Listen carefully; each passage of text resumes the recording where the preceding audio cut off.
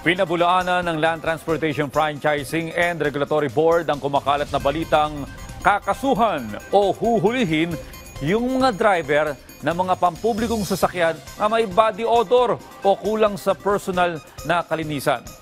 Gayunman muling ipinaalala ng LTFRB ang kahalagahan ng wastong pananamit at personal hygiene sa mga tsuper alinsunod sa Memorandum Circular Number 2011-004.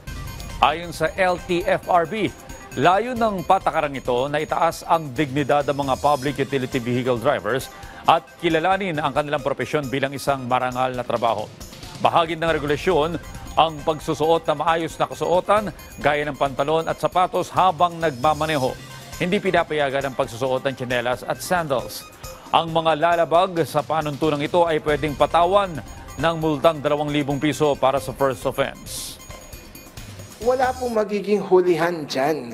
Wala kaming kilikili enforcers na may mag-aamoy sa mga driver. Hindi po ganon. Nagbibigay lamang po ng paalala, yung proper grooming at attire ng public utility vehicle drivers.